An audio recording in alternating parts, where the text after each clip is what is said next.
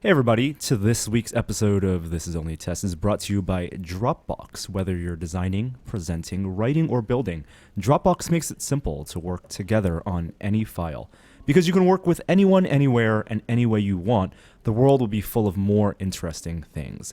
And now they have the Dropbox your team loves with administrative features and security controls that you need. Dropbox for Business enables your entire team to work the way they want on any file from anywhere. Dropbox for Business. All yours. Hey, let's start the show. It's November 5th, 2015. Welcome to This Is Only a Test, the official podcast of Tested.com.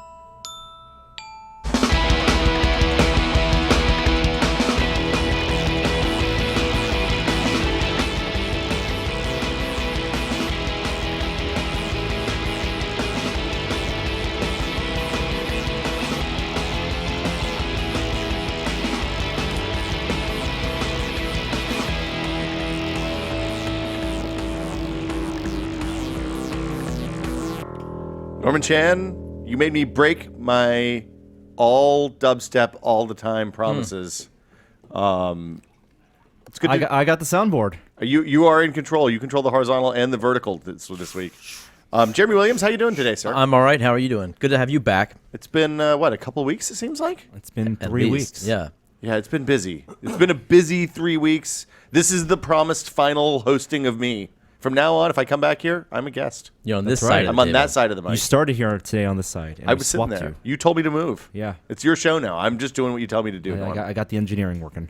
Yeah, my last 2 weeks have been really crazy. I've run, like, I think I added up yesterday something like 63, 65 people through the demo that we built for my product, potential investors, potential employees, friends, the whole, it's the thing that I learned. This is a good lesson for people who are starting a business. You kind of want to start with people that don't matter from an investment standpoint when you're showing stuff, because you want feedback from them before you go straight to, yeah, this isn't exactly what we were thinking about. And it's a good rehearsal for you too. You get to get your, your Get out of the system. talking points in line. That's it. I mean, kind of the more you do it, the clearer it becomes, and it's like sharpening a knife, right? It's like that Planet Money podcast. You mean Startup, the podcast? The podcast. Yeah, that's a great podcast. Highly recommended. It's Did you listen incredibly to that useful. and mirror their steps? Before? No, I didn't go to the name buying agency or any of that stuff. I did listen to that before I decided to quit my job, which I highly encourage people to do. Before they quit their job? Before they quit their job to start a new company, you should. It seems very real. Other than the fact that the guy who was starting Gimlet, I can't remember his name. He did have the benefit of knowing a bunch of high level VCs, which is something that if you're just starting out and no one knows who you are, that'll be a much harder foot to get in the door. But yeah, the rest of it seems very real. How many of these 65 people had never seen VR before? That's what I want to know. I bet a lot Most. of them. Most of them. This was their introduction. So most of them, I have actually a Medium post that'll be up by the time the podcast's up about this, because that was from talking to PR people over the years about doing like press tours and demo tours and all that stuff, they always make it sound like a death march and a slog. But most of the people that I've shown, if they've seen VR anything, it's like Google Cardboard or maybe Gear VR. They haven't seen positional tracking in VR, and they definitely haven't seen hands. But those people think they knew what VR was. We have a lot of people who saw like DK1 demos and thought, "Oh yeah, I totally know what VR is. It makes me sick. It's no fun. I'm not going to do this." I invariably put the headset on them, and you see like looks of pure unadulterated joy from like lawyers and investment bankers and people who normally don't exhibit emotions in public. And right? hopefully shut up and take my money. I mean, that's the phase we're at now. We're at the please give me money phase of the conversation. So How many shut up and take my monies? That's not kind of the way it works in the real world. Oh. It's not. This isn't like Shark Tank or The Voice where somebody hits a button and their chair spins around and the money starts falling. There's a money cannon. Yeah, put you in a tornado, hurricane of money. Grab it. Yeah, Grab it all. as much as you can get. It's all Grab it. hundreds. But yeah, it's going pretty well. Like we have a lot of really positive reaction to the demo. People are really excited to try VR for the first time. That part is like, it's super fun to put people through VR for the first time. Yeah. I am now Like if Valve or Oculus, if this doesn't work out and they want somebody to sit in the demo room and walk people through VR, give me a call because it's a blast. Like it's super, super cool Yeah. to give people that first taste. Because it is the thing everybody says is, oh, I didn't believe this. I didn't believe this when people described it to me. You really have to see it to believe it, which is the challenge that Oculus and Valve and PlayStation, Sony and all those other companies have to face. Those booth operators at the Oculus Connect, satisfying job. That's a different position than I was in because I've bought into every promise of VR. You've been there since the very beginning. No. Nothing but disappointments for you. Exactly. Yeah. From the Virtual Boy on, I was an early backer with the Oculus, and I just assumed it might be a disappointment, Yeah. but they were the ones that brought it home. Yeah. Yeah. It's pretty amazing. Halloween was this weekend, Sure enough, which means two things. it's only on a Saturday once every 7 years. Well, sometimes if it's a leap year, it's twice. That's a good point. Yeah. God, what was that? There was a joke article that was in New York bracing itself for a perfect storm of walk of shames. Well, you saw Because it was also Oh, yeah. it was Saturday and daylight savings. You got the That's extra right. hour, Oh right. wow! and it's unusually warm. I like early. I'm up at 6 because my daughter is up at 6 and wakes up after daylight savings. And normally she's up at 6. Now she's up at 5, and she says, "Dad, it's daytime." I'm like, no, it's not fucking daytime. Go back to sleep. Jeez. Where are my pancakes? But I was up looking at Twitter at 5 a.m., 6 a.m. on Saturday morning, which meant I got to see pictures people were shame tweeting from their windows of the walk of shame on Sunday morning. Really? After daylight savings, Halloween apocalypse. It was good. There were a lot of funny costumes. Costumes that would have been pretty rad and clever on Saturday night were really, really sad and hilarious. There's a reality distortion field on Halloween night. Did you guys dress up? I was a middle-aged white guy for Halloween. Oh, that's good. Yeah. I was in charge of carrying the candy bucket. Okay. So Gary and Leah brought their daughter down, and their daughter and my daughter went trick-or-treating together. They're 3 now, 2.5 and 3. Yeah. And this is the first real one, right? Because last year we took them to the mall, and they kind of got that. Oh. Like they walked around, and they shyly said trick or treat. Yeah. And then somebody would put a lollipop or something in their bag. But they didn't fully appreciate what the ability to get strangers to give you candy means. It's a lot of power. Yeah. But with great power. It's their No one night. responsibility. It's their No, one night no. of power. Turn really. on the cute factor. Do they dare ask for two grabs? So they dressed up as Woody and Jesse from Toy Story.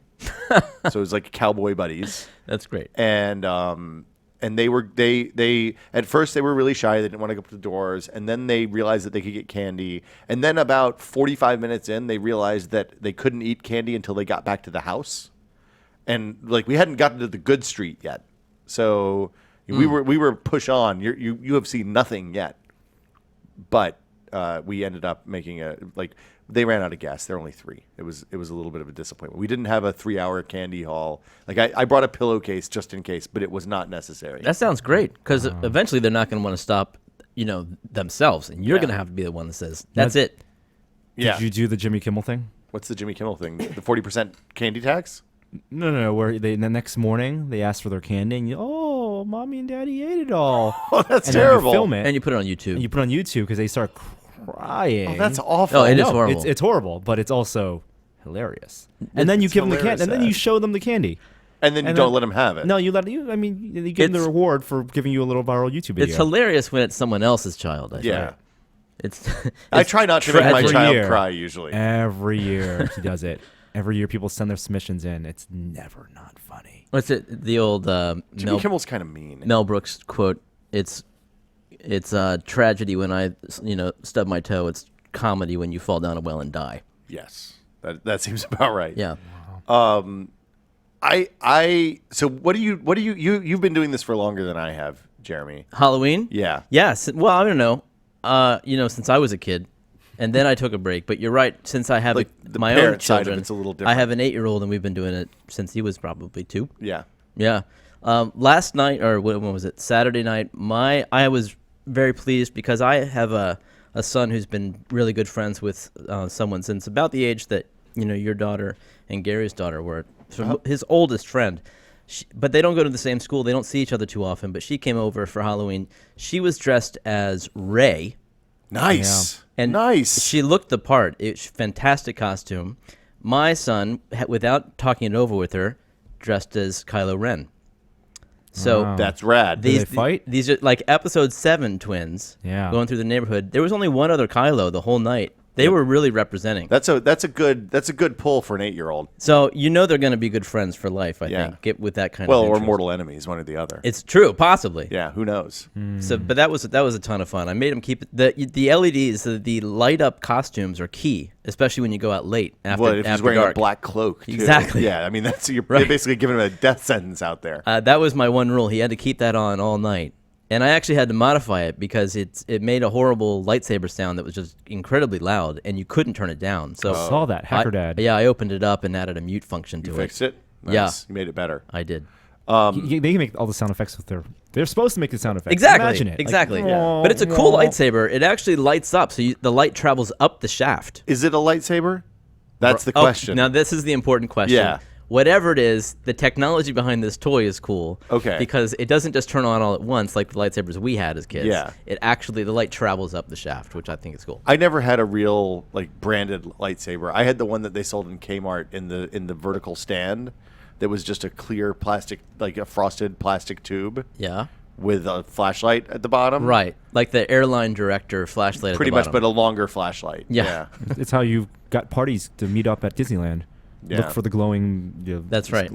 Color stick. Do you do like a candy trade, or do you just let them work through the candy a couple pieces at a time for like 3 weeks? Dude, my whole family dissolved into crying and screaming this morning because my kids decided to trade candy, and then they were late for school, and Trade candy. they had this like it's their currency. Yeah. So like first of all, my son got twice as much as my daughter because we made her stop early Oh, 'cause she's younger, because she's younger. oh boy. and she loves candy. Oh my gosh, like nothing. Yeah. She loves candy. And then so this morning somehow my 8-year-old coerced her into some game where they trade candy and they roll dice. So Gambling. something Oh, no. like that. Vice. So Norm's like, suddenly interested. the, Vice. the rule was like according to the rules of this game, my daughter got to take 3 pieces of candy, and my son got to take 7 of hers. Now, already having doubled That's her a candy terrible, Halloween night. terrible idea. Horrible. So she takes 3 candies from him, Why did she ever agree to this? and then he took not very good at math. he took those 3 candies that she just took, plus 4 more. Now, and then we're trying to get out to school, and there's just melting down. Chaos. It's horrible. So I don't know what the solution is for candy. Maybe there's a wonderful idea out there the listeners have that they could share with me. I just want to combine it all, Yeah. make it communal candy. Exactly. What, But what, they're what are you, capitalism. support fucking communists? Exactly, Right. exactly. That's Socialism. Hollywood. What? Halloween socialist. Okay, so Did you see the sign that the mother put up? It was on Reddit where she said, "Don't." She said, "Don't give her son." I assume it was a mother. Her son is allergic to peanuts and gluten and all this stuff. Yeah, yeah. And so don't give out this candy to anyone because you're gonna ruin everyone. Oh. And so only give out carrots, please. No, I didn't see that. I did see the one where the I forget what the allergy was, but the child couldn't get candy at all. So the dad handed out toys to all the houses Yeah. Which is great. that they would hand to that child when he got there. Yeah, no, that's great. Yeah. But this other one was like shutting down Halloween for everyone else because Yeah. their kid Yeah. couldn't enjoy well, it. that's That's shitty. tough. But so Gary's wife Leah has a strategy that I like for the candy thing. Oh, good. And she basically they go through and sort the candy. I mean, they do it the day after because she's 3 and can't stay up much after the candy eating on Halloween. But like I would typically do, you do sort on Halloween night, and you put all the good stuff, the Snickers and the Twixes and the Kit Kats off on one side, and then you put the Smarties and the Sweet Tarts and all the garbage Almond Joys, the stuff nobody fucking wants. And I would beg to differ with you there, but I did see that you hated almond joys. Almond Joy is gross. There Almond was no joy joy. is no. Okay. It doesn't have almonds really, and it doesn't fill you with joy. Right, okay. Shaved coconut is gross. Yes, Norm on this we can agree completely. The problem, and then you take the crap candy and a certain tithe from the good candy, and you trade that for a toy. So you say, okay, you can have How much It's- candy for a toy? What's the monetary value? Basically all of it, but 10 pieces, maybe like 3 or 4 days worth, a couple of pieces a day. Yeah. Because the thing is, with a 2.5-year-old, if we let her eat three of those little Twixes, she'll just explode with Yeah. excess energy. Mm-hmm. So, half of it will end up on your couch and carpet too, probably. just because of the dog, we don't have that problem. That's good. She knows if she has food, she has to hold it way over her head. Oh, nice. Yeah, All right, it's cool. a little sad, but also convenient. So yeah, they are going on a Target run today to cash in the candy on a toy. Wow. This sense of relief just came over me because I now have a way out. Yeah. I like this idea. Yeah, I mean, because you can always bribe them. But this is yeah. a transaction. Peter will be totally into this. I'm gonna mark this down. Yeah. How much? You got expensive. Make I the think- toys No, expensive. they're dude, gonna they're want to kids. know. They're gonna want to know like an actual dollar value per candy. Yeah. Really? Yeah, like a quarter. Is it like a quarter for a Smarty Dad, or is it like 20 cents? Are you gonna? Each individual Smartie? Are you gonna? Right, exactly. Just do it by pound. Like you can weigh the candy after they go to bed that by night, pound, and yeah. you decide how By much you're going to pay. It's $15 for the exact amount of candy. Grams they and each sugar, have. nutritional value. I need to get you on speed dial, Will Smith. Hey, man. this is good. I've got some strategies. How to manipulate your children. Norm, what did you do on Halloween? I was at the Comikaze convention down in LA. Is that okay? It's a comic book convention run by Stan Lee. Is that where you met Stan Lee? That's where I met Stan Lee. Did you get to talk to Stan Lee, or did you just take a photo and walk away? Exchange half a dozen words. Did he say Excelsior? He did not say Excelsior. That's much better than my meeting him in an elevator at Comic-Con and not really recognizing who he was until it was too late to, broach the, hey, I'm a big fan of your work. Oh, no, you're not a big fan of It was his- it was like 11:30 at night. We'd been drinking. I was in the hotel back up to my room, is that and I was like, "There's a 86-year-old really old guy in man? the wait." at Comic-Con. And he saw and made he gave me the look away, don't make eye contact. oh, and not then even the thumbs up, not even the. on the way out of the Let me elevator. tell you about how I made Peter Parker. I just said, "I'm a huge fan of your work. Thank you very much for all you've done." And he said, "Oh, you're welcome," and then went to bed. You should have done the Clerks thing or good. the Mallrats I thing. felt okay with that. What was the Mallrats thing? The argument they have in Mallrats, Which about is where Stanley comes in and solves a he addresses the bait. it's a penis joke, right? It's It has all to be dick something jokes. offensive. It's all dick jokes. Yeah. I wanted so to how was s- Comikaze? Oh, I wanted to say that what you said to Stan Lee to Sir Frontalot, because he came to your tested show. MC Wait, Frontalot? MC I'm sorry, MC Frontalot. Sir It's, Frontalot. Sir Mix-a-Lot. Mix-a-Lot. And MC MC I Frontalot. met him in an elevator in Memphis one Damien. time. Yeah, Damien. Yeah, but I didn't. So but Well, I give him a wanted shout to. out now. He's listening. What's up, Sir Frontalot? No MC Frontalot. Just kidding. Huge fan, Jeremy. We can Yeah, tell. exactly. He did the Penny Arcade podcast theme song, right? I don't know. I think. I don't know. It's pretty good. There's a good documentary It about was a his upcoming Yeah. called Nerdcore Rising, which is awesome. You should Where watch it ends up at PAX. Yeah, exactly. Yeah. He Wow, that played was a long time ago. He played at the first XO when I went to that, and it was a hellacious good show, really fun. Okay, so what's at Comikaze? What did you see at Comikaze? What's the Haps down in LA? It's a medium-sized convention, smaller than a WonderCon. A lot of merch. Comikaze. Going to a Comic-Con or a comic book convention on Halloween. Did people bring A game on costumes? So there's same number of A game, same amount of A game, just a lot more C game. Oh, so there's a lot of like sexy Wonder Woman costumes and stuff like that just, you buy at the store? A lot of store-bought stuff. Okay. That's unfortunate. But I mean, I guess, here's the thing. It's probably not unfortunate. That's a gateway drug to real costuming, Absolutely. right? If you want to get into Yeah. it, go buy something, see if it's fun. Lots and of then- kids in costume. That's good. Lots of little Rays running around with their goggles. No kidding. Yeah. Oh, cool. Because I didn't see any others. Yeah. Is that that's where you got the miniatures that we painted with Frank earlier this year too, last year at Comikaze? Monsterpalooza. Oh, that was Monsterpalooza. Okay, but so this is a merchy con? Yeah, they're all kind of merchy cons except for a few of them now. So it's like I didn't get a chance to walk around the shop that much, but it was all right. It was fun. Los Angeles Convention Center. Did you see stuff that was outside the ordinary? Things that you haven't seen at other cons? They had a back row in the South Hall with all these sci-fi cars, which was nice. So they had DeLorean. Cool. They had I believe they had an Ecto One, Ninja Turtles mobile, Blues Brothers mobile. Is that a sci-fi car, really? Fan car, Okay, theme, people okay, who make fan cars, car. Flintstones car, and then the best part was a loadout when all the cars drove off, Oh, you mean they were full-size cars? full size. Wow. Yeah, just lining the back of the convention. So this is where they have E3, right? Same place where they have E3. So did you have the experience that Joey and I had when we went to the coffee convention where they have PAX Prime and it felt like a completely different venue, but it was the same place? Was there a weird deja vu? It's a weird deja vu, definitely. The weirdest part was the convention was split. You know how E3 or Los Angeles Convention Center is split between a West Hall and a South Hall. For example, the West Hall is the big one where Microsoft is at. Yeah. And then South Hall is the relatively smaller one where like the Konami and the game studios are at. This is also split, and we were in South Hall, but half of South Hall was devoted to the Obesity Week convention. Oh. And so at the same time as the comic book convention Wow. was Obesity Week 2015. That seems like a maybe not great overlap. Not a great overlap, and confused everyone. Everyone was confused. Poor signage. It's like the time that I went to a CPL Quake tournament in Dallas, and it was also the annual Texas. What's the makeup sales where they have the pink cars? Not Avon, but one of the other ones. Anyway, there was a bunch of people in fancy like prom ladies who sell makeup in prom dresses for their formal event. At the same time, Papa John's is literally rolling in wheelbarrows full of large pepperoni pizzas for people to pay QuakeCon. $5 for the Quake tournament. Yeah. That was bananas. Did you play in the tournament or cover it? I was covering. We were there to cover. I was there to judge a Quake a case modding contest. I think. Nice. This was in the Maximum PC days. It was Yeah. a long time ago.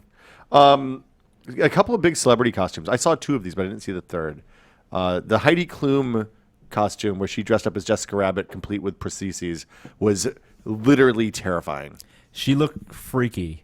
It's strongly in the uncanny valley. Yes, because Jessica Rabbit is a cartoon character, and Heidi Klum every year does this. It's actually really cool. Where you can go back and Google her past Halloween costume. She did one where she was in old age makeup, which is really awesome.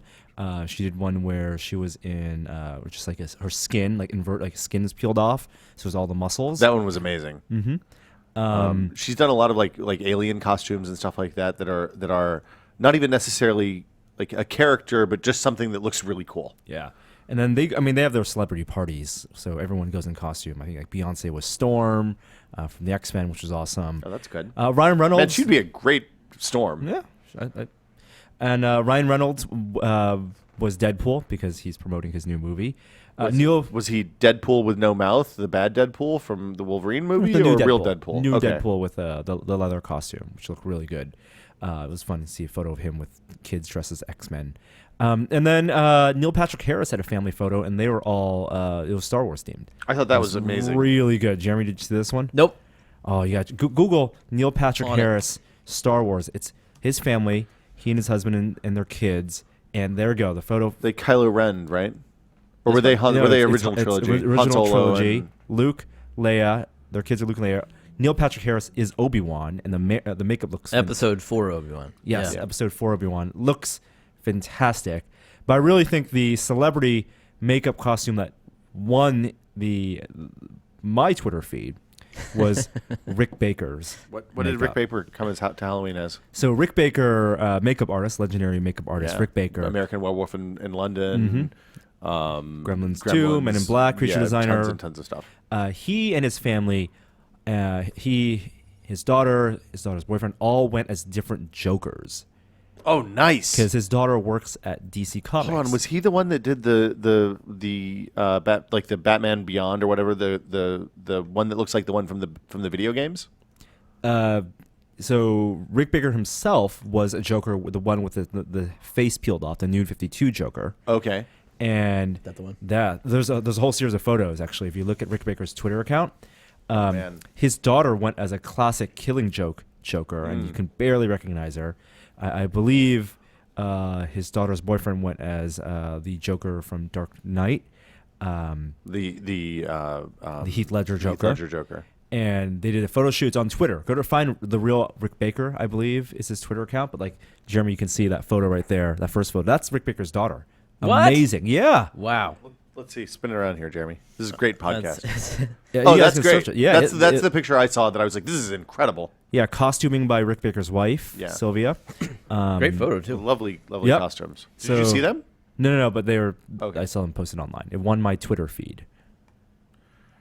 Those were those are fantastic. Any other highlights from your LA trip? Did you do any eating? Any notable food? No, I went Did you to get that chicken and same- waffles? Any of that stuff? Went to the same Japanese restaurant, which was nice. Oh, the one downtown? Octopus. Oh, that place is good. But did not eat octopus because I No. know they're very smart. Frank was there. Frank Ippolito. He did an application of the Farnsworth makeup that he did last year. So it was the second time he actually put it on. This time actually looked much better.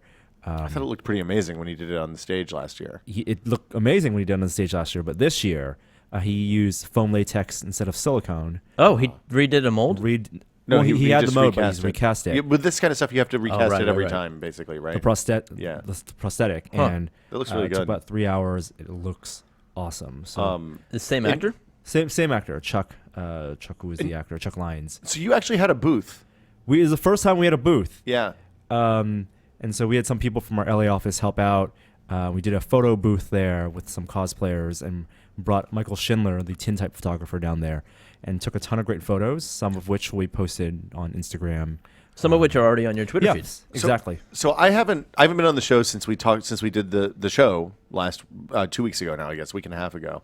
But the thing that Michael Schindler did when we turned the Castro into a dark room was just absolutely breathtaking. Yeah. Like it was when you said we were going to do that, Norm. I was skeptical that we could we could do challenging. it. It was really hard.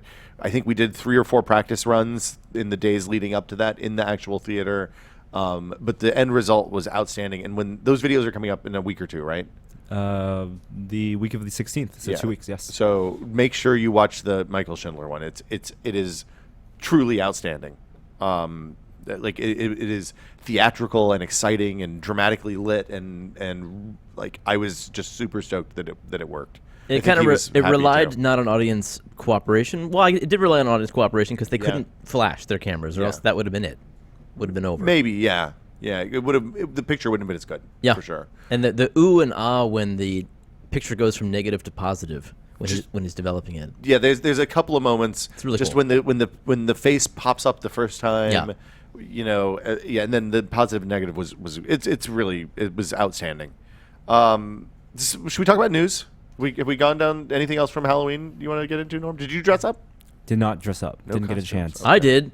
What I did you know. wear? You get Back to the Future, Marty right? McFly. Yeah. Ooh. Well, from when he goes into the future, So you didn't have the fancy like, shoes. hoverboard. No, I did. Oh. yeah, I was the hoverboard Marty McFly, sans hoverboard. So I had the jacket, the light up shoes, and I had lots of people Did ask you me make about the the jacket? shoes.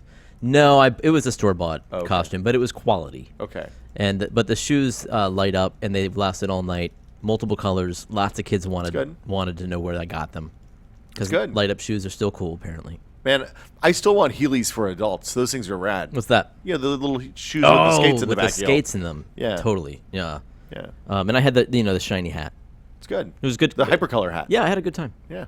That's a good costume. Super solid. I'm holding on to it just in case.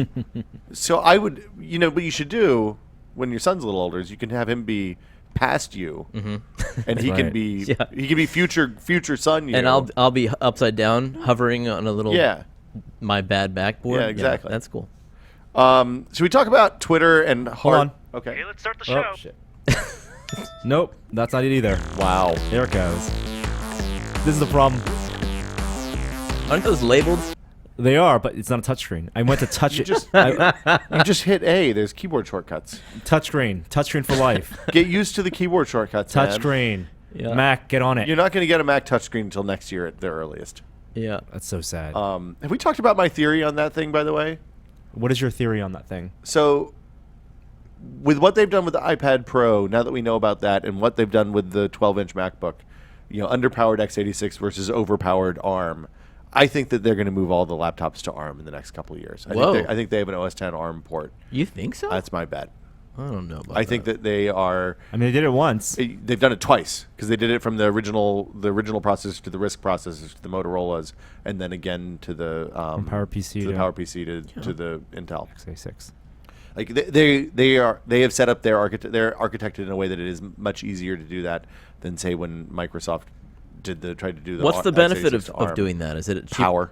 Power, and they own the entire processor They own. I mean, So- they've been making A chips for forever now. for 4 years. And Intel, oh my God, fears in Intel's eyes. Yeah, I mean here's it doesn't affect the larger market, but if they take over the mobile Mac market, and here's the thing, like if you look at the Surface Book, which Norm has in front of him, you can get discrete graphics in that. Intel's integrated graphics are not what Apple wants. They have scaling problems, all that kind of stuff. Like the 13-inch MacBook Pro is a compromised machine because it has to have integrated processor because there's not enough thermal capacity to do a discrete GPU. And if they control ARM, if they're putting an ARM CPU in there, they put whatever GPU core they want in. They can stack the shit out of it because it's still an ARM processor. It's still really low TDP. And if they can get OS 10 to run and get your apps to run in a way that's okay, get your apps to run. That's the question. That's the big problem. I mean, they said MacBook is the 12-inch MacBook is the future of the MacBook. Right. And that's the future. And that 12-inch MacBook is with the A9X or whatever the thing in the iPad Pro is a compelling machine. Did you read that Mashable story about the design of the 12-inch MacBook? No. Wait, the 12-inch MacBook is not Intel based? It is Intel based. It is. I'm It's saying, Core M. Okay. Yeah. It's poor performer this year. New Core M's. I mean, if they update that, I think it's still not what Apple wants. For the TDP equivalent, you're going to get a lot more with the ARM chips. Yeah. But the software can't run on that. Right. So you get macOS first running on it, and if you do ARM, you I immediately bet they get have macOS iOS running on it now. I'm sure they have it. I mean, you get macOS running in public on it. You get developers on that. You have all the iOS apps. So that's how you merge iOS and macOS. I don't think they want to merge iOS and macOS. If you look at what they did with El Cap and iOS 9, they're diverging again. Well, I'm saying cross compatibility. Yeah, cross compatibility. It's not this one. Right OS for the right platform, but cross compatibility with the application. So it's a design problem rather than a code problem. I think that's the convergence that I think we all thought they were going to jam the OSs together. And I think that's really what they're aiming to, is moving to a stack that they control literally the entire thing. That's really scary for x86 for x64 developers and Intel. Anyway, the Mashable story is really interesting, and I don't know how long it's been in the work, but there was interviews. It was basically a tour. Phil Schiller and another design lead at Apple gave the writer Mashable Lance a tour of the new facility and the offices, and talked specifically about the mothership. I think the current it's probably office, the current office, and then also talked a lot about the mothership and how how collaboration works and what owning both software and hardware means. And they use the 12-inch MacBook as the big case study for that, talking about, for example, a lot of teardowns didn't notice how the new antenna design is built into the speaker. There's a flat strip, so they tore it down. They showed all the individual pieces. A lot of that battery stuff they talked about with the terracing batteries and things. I think it was a big design response to the design acclaim that Microsoft is getting with some of their stuff. But they really they talked about how they're not interested in convertibles. They're interested in making MacBooks and their laptops. I mean, yes. Well, we'll see. We'll see what happens. But anyway, that's my bet. I think it's 2017, not 2016. Anyway, Twitter hearts. Do you guys heart Twitter? How do you feel about? Do you care about? Do you fave? Have you faved? I fave. I went to fave fave something yesterday, and it caught me off guard. I'll admit it. Okay. I wasn't comfortable because I was favoriting a picture of a dude, and then suddenly I had to heart it. Does that make you uncomfortable? Well, it just made me think twice. I still hearted it. You didn't want to send the wrong message. I want you to say. I mean, I'm big enough to admit that I still hearted it, but it did make me think for a moment. What? When you have in the past faved something, what does that? Is that just I want to bookmark this for later? Hey, nice job, buddy. I think this is cool, but not enough to retweet it. Right. Like where are you, or all of the above? How do you use the fave in the past while it was still the fave? I'm probably Star. Right. Yeah. It's a fave. Yeah. Yeah. I'm the last one to Twitter on this table. I mean, I really only started tweeting about a year and a half ago. That's true. At our insistence, as I recall. I don't know. It was probably, but it also had to do with the game frame, and that's sort of where it sort of took off. So I joined the conversation, and I don't know. I treat it as a way to not reply and just say I noticed this and I like it, and there you go. Count me in on people who thought this was cool and funny. But I didn't actually have to reply and use actual words. So does a fave indicate endorsement for you? Absolutely. Okay. But I don't. Yes. Okay. Yes. So how do you differentiate? Will, how do you differentiate between a fave and a retweet? If I And a feel quote like tweet. Usually at this point I quote, because the quoting, the thing where you put the link in and it just embeds the tweet. You get to type more. If I feel like it's worth sharing, unless it's just like, hey, here's this thing that I am in or that I think is neat or funny, then I'll retweet. If I feel like I can add context that will make it more applicable to the people that choose to follow me on Twitter, then I will add the quote.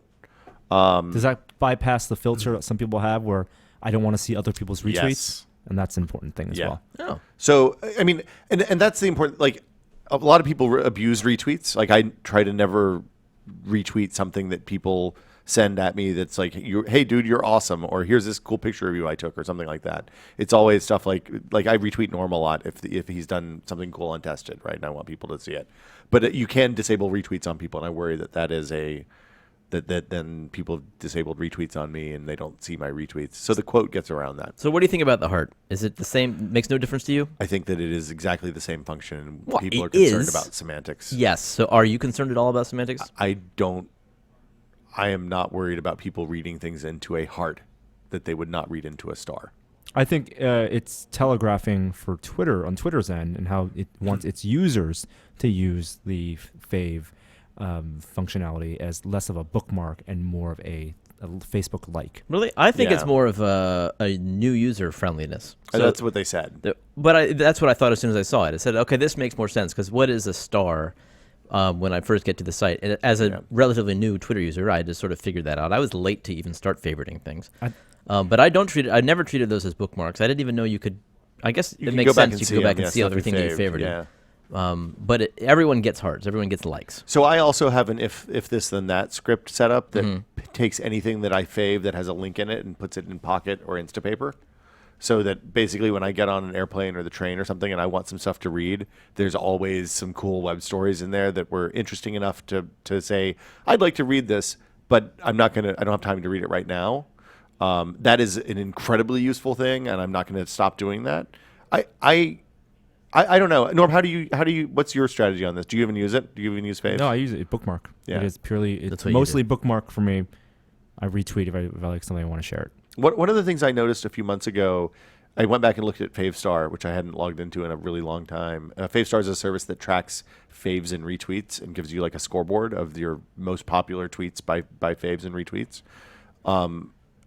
There was a shift maybe 4 or 5 years ago now from retweets to favorites, where people stopped retweeting everything that they liked, and I think it's probably as they follow more people and more people follow them, you don't want to increase the noise, so people just it was a way to say, hey, thumbs up, nice job, buddy. Yeah. Or this is cool but not cool enough to annoy my followers with it.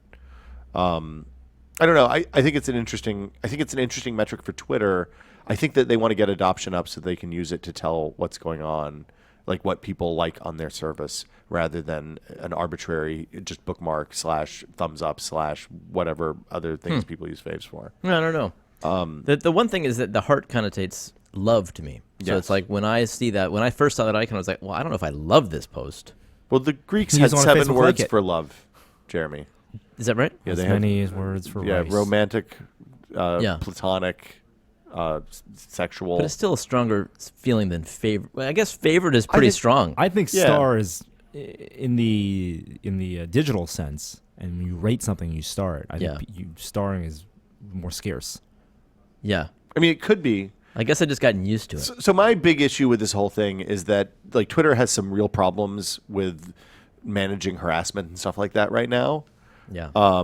That they've now made several super cosmetic changes like this one.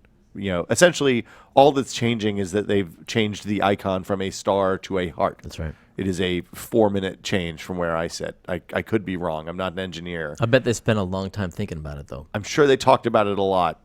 The thing that would be a appreciable, like this is as you said, a change that affects new users really as much as anyone, and the problems that they have managing, you know, people who create new accounts to harass people and pile on and all that kind of stuff. Like they're not they have those tools. They lock them behind the verified accounts, and they're not making them available to people who actually really need them if they want to stay on that service. So if you're a target of harassment and you're on their service, then like you have to choose: am I going to put up with an incredible amount of bullshit to keep posting on this service that isn't really supporting me, or do I let the harassers win and stop talking, or whatever it's a challenging situation, and they haven't addressed it in a public way, which is unfortunate. And then they do things that are cosmetic and essentially meaningless. So anyway, Twitter hearts. Twitter hearts. Are we getting another sound effect? Are you gonna play some things? I gave you a cue. Was that really worthy of it? I don't know. You hit it. You guys are the ones that want more interstitials. You need different interstitials. We only have 2, man. You pay by the interstitial. Oh man. Star Trek's coming back to television. For a moment. Wait, what? Yeah, only for like one episode. Only for a preview episode. Yeah. Wait, what? Yeah. Well, no. Here's the big story. CBS, which owns Star Trek, CBS Paramount, announced that they are now in pre-production in the planning stages to bring Star Trek back to TV, as they say, for January 2017. Now, this is not actual broadcast television. It's all semantics. Television just means that format. That's, for a half-hour show, 22 minutes long, or half hour, or 42 minutes to an hour long for what's typically an hour-long show. But it will be a show for CBS's digital network. Wow. Their version, their subscription service. So is this a thing you get if you have cable? Is this like the ESPN app? It is not. It's on top of that? It is their separate pay, whatever, $7 a month. You get back catalog of CBS shows, as well as they're trying to do new shows. And to anchor one of their new shows will be this unnamed new Star Trek show. Do you get everything that's on CBS? Can you watch? I believe I don't Big Brother and it. Survivor? I bet you can. Okay. And back episodes. I think the idea is everyone wants to build a Netflix competitor and get $7 to $10 a month, and content owners like CBS, while they do license to places like Hulu, or maybe not Hulu, but Netflix and Amazon, they can also build their own networks and create their own original programming, and then they can sell more subscriptions. Are they launching the service with the episode with Star Trek? I don't know. But what you alluded to, the brief appearance of broadcast television, is that the pilot episode, the preview, I'm not even sure if it's the pilot, the preview episode for the Star Trek show will be on broadcast on CBS. Which is essentially a commercial for their service. Yeah. So, I mean, it flummoxes me that if you sign up, if you pay for cable, where you get CBS, presumably, you don't get this service along. Well, you don't pay for CBS on cable. Well, yeah, you do, because you pay for cable. I mean, I know that you don't pay for CBS, and I know that the cable companies probably aren't paying CBS very much money to carry CBS on their cable network. However, I as a consumer, I pay, if I get the just local networks, I'm still paying $20 a month for CBS, and I feel like that should be built in. I don't know. The future is cable cutters. I don't think so. Absolutely, it is cable cutters. That's the trend. That's the momentum. It's all heading that direction. It's all going to be internet. It's all going to be internet. Over the top. You're going to get all your TV stations over the internet on one platform or another. So CBS is just getting on board. This is over a year away. Oh, no, agreed. By then, it's going to be even more so. How much is the service, did they say? Well, CBS All Access, the service is already live now. Okay. And you can subscribe to it now. You get there's over 7,500 episodes, 7,500 episodes on demand, new episodes on the CBS app the next day. Oh, the next day? The next day. Oh. And you get live TV. How much is it? But you do get live TV. $10 a month? I believe it is $7 a month. Does it have a DVR? No.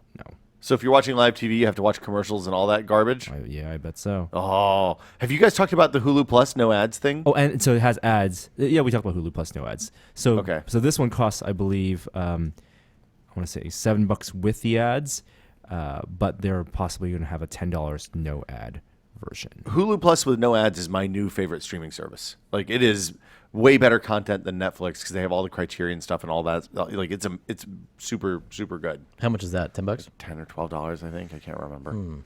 It's only no ads for some things. It's no ads for everything but like 5 shows, basically.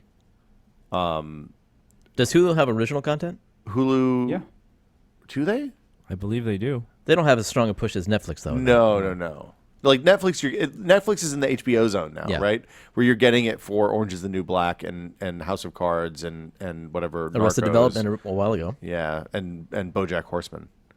The Hulu original content, I think, is still in development. I think they have the rights to Stephen King's time travel story. Oh, cool. The 1963 thing. Mm-hmm. Okay, that'll be interesting. That Under the Dome shows 11/22/63. Yeah. Yep. They it looks like the CBS All Access app is on Roku, Chromecast, Android, and Apple TV. Yeah.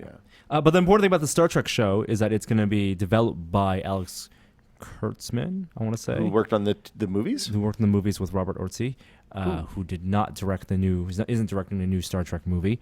They haven't said anything about cast. It'll be a completely original, new cast, new story. So new, it's not new going to be Chris mission. Pine and Zachary Quinto. And, No. Okay, that's a bummer. But A TV show? I presume it'll be set in that universe. Zachary Quinto's been on a TV show before. Did you guys see the Twitch Bob Ross thing this weekend? Speaking of streaming services. I saw they released all episodes, right? So Twitch is just, there's like a Bob Ross channel on Twitch. Yeah. And you can just watch Bob Ross and the Joy of Painting It's wonderful. anytime you want, 24 hours a day. It's therapy. It's wallpaper TV is what I think the TV industry people call that. It is, I think that this signals that, now I understand why Amazon bought Twitch. Oh, really? Yes. Why? Because I think they're going to do an over-the-top cable network. So you instead of subscribing to Comcast, instead of subscribing to Charter or whatever, you subscribe to Amazon, and they're going to deliver TV using Twitch's back end over. But you still have the to pay internet. for internet. Of course, you pay Yeah, for internet, That's it, though. but then you don't pay Comcast for your cable, for cable TV. Presumably, Amazon can do that cheaper and better, faster, more They powerful. have web services, and Yeah, it's a way to sell Fire TVs. as long as the lanes are all equal. Yeah. Well, the lanes are all equal for right now. You know, Bob Ross never received a dime for doing that show. What? Yeah. He ran a business selling art supplies and offering lessons. So that's a time-honored classic move, right? He's not getting any money from this Halloween He's costumes. dead. He is dead, but he didn't make any money from the show. Was on PBS. Nobody makes money on PBS, right? Do you think Big Bird gets paid? Yes, I do. I do. I hope I so. would hope so. I mean, that costume looks really uncomfortable. The Chrome OS Android, there were a lot of rumors last week about Chrome OS and Android, Chrome OS being subsumed into Android or merging or something. Google came out and made a denial. So this week. is a Wall Street Journal story, Yeah. which spurred all the other reports of it. The Wall Street Journal reported that Google is going to merge Android and Chrome basically in 2017, with the version shown at next year's Google I/O.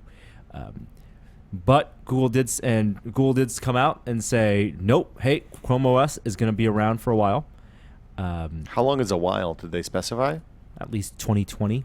Okay, that's a long time. I don't think they specified exactly that, but that's what what The people assumption is? extrapolated. Okay. And they just said, hey, check out all these new Chrome OS devices. I think Chrome OS is a real smart move for Google. Why? And people. Why would Cheap I laptops, want? man. Yeah, that's true. But why not make them run Android? I mean, why would I want Chrome OS versus Android? security, Why security? Why is Android less secure? less secure. That seems fair. Is that really the it? apps, yeah. That's it. Security. Browser based and simplicity and security. Like, there's a lot to be said about essentially disposable sub $200 laptops.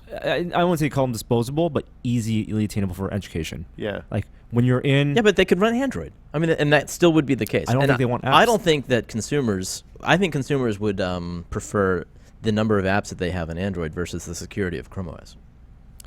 Sure, in the greater sense, Yeah. what you want for the home, but what educators and what other people maybe want for as console stations. Mhm. I mean, Yeah. we think for schools, integrated systems, things they can use for the purposes of that institution As a web terminal only. as a web terminal. Yeah. Yeah. Huh. It's the Sun dumb terminal thing all over That's again, it. right? Exactly. Yeah. I think, I mean, the question about Chrome OS, and this is something I think Gruber said, is that as the web becomes less important to general computing, is it smart to have a completely browser-based thing? But that misses a large point of the point for Chrome OS, which is that there are apps that run inside Chrome and Chrome OS. You can get to them on your Chrome browser and everything, but I think iOS. So there's no reason there can't be an app ecosystem that's kind of separate and equal to the Android one, or maybe more tuned for browser-based stuff. I conceptually, I think Chrome OS is really neat. Like if my kid was in the realm where I have to buy laptops, I would much rather buy a $200 Chromebook than an iPad. Yeah. Well, certainly it's a good deal. I just think that it'd be more interesting if it ran Android. Do you want to play some interstitial music, Norm? But the other I don't one, think it warrants it. Okay. OnePlus X, Zenfone 2 Laser, $200 phones. God, dude, let's make a segue. Speaking of Android devices and becoming more accessible, there are now a slew of low-cost Android phones. Is this new? These are new, I mean, these particular phones are new, but there have been low-cost Android Yep. phones for a long time. and the trend has been high-quality, low-cost phones as functionality has kind of the need for processing power has plateaued a little bit.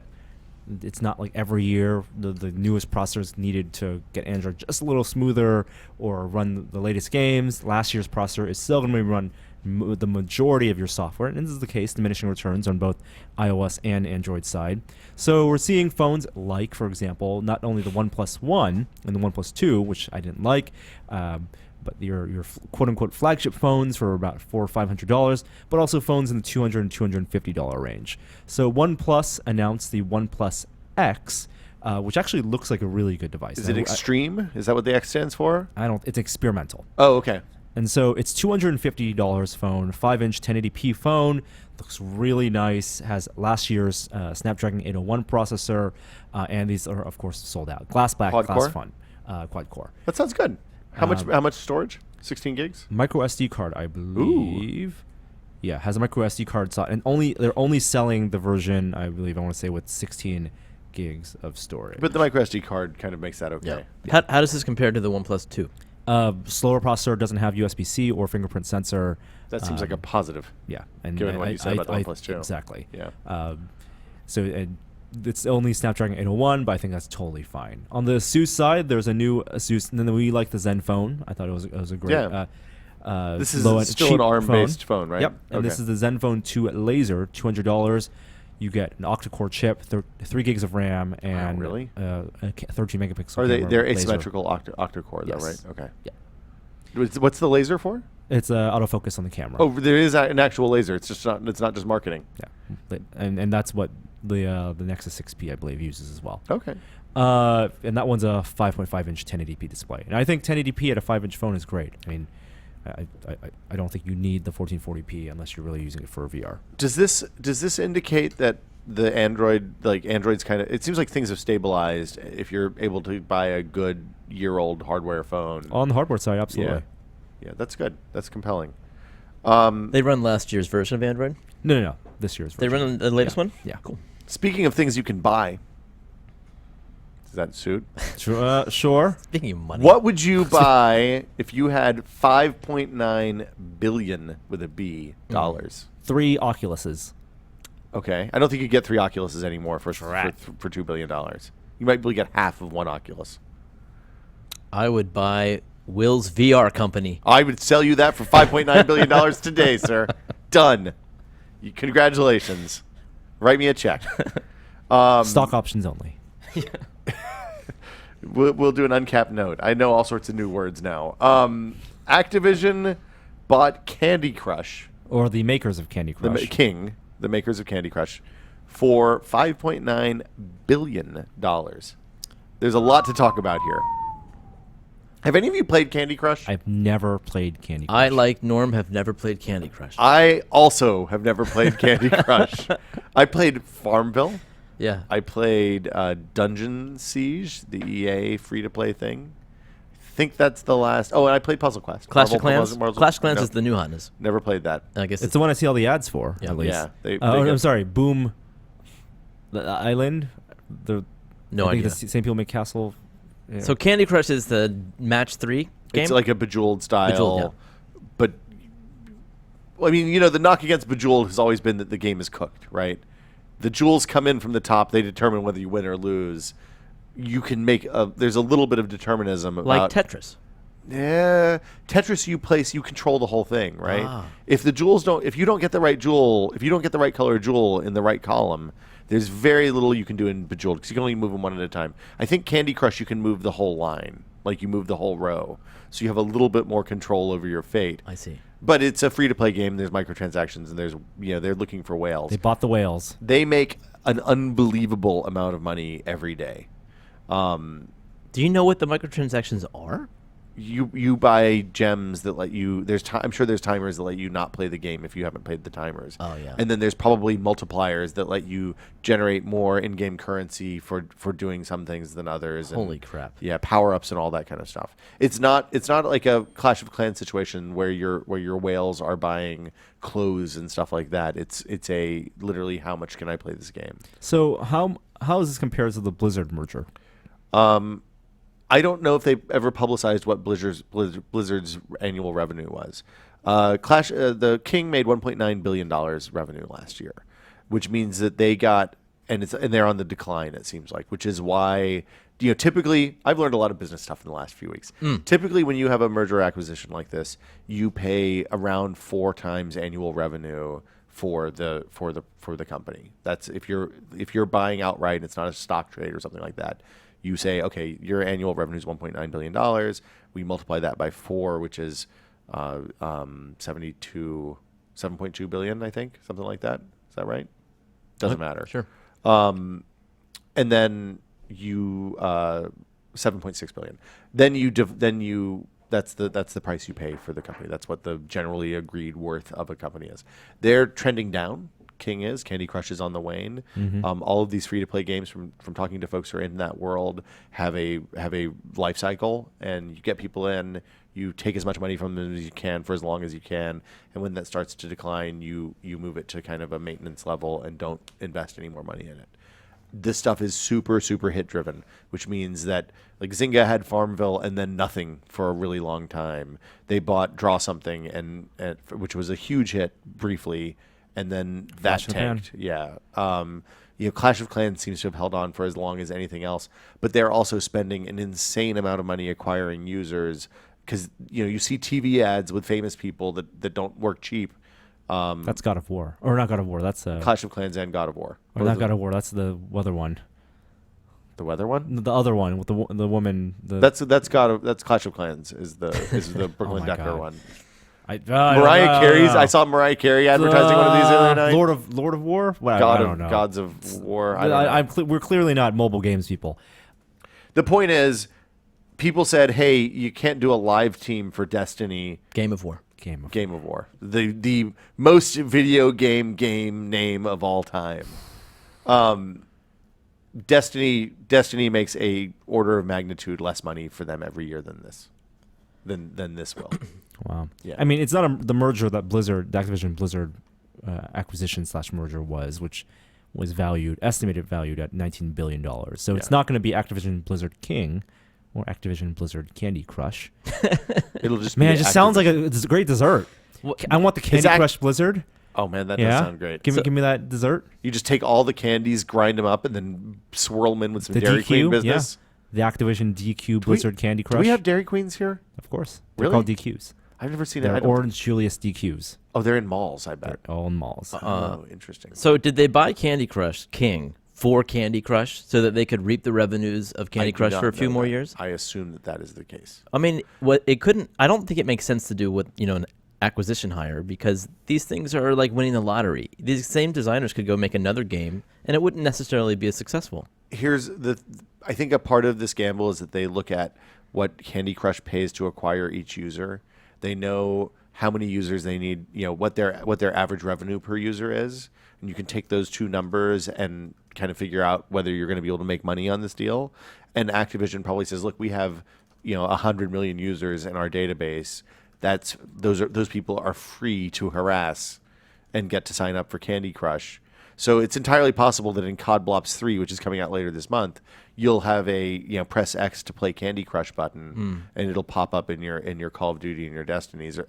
That's a dystopian, horrible future. I don't think that's actually what's going to happen. But they can use the existing platforms they have, the existing users they have, to pump more people into this thing that they know they'll get X amount of dollars out per person. Mm-hmm.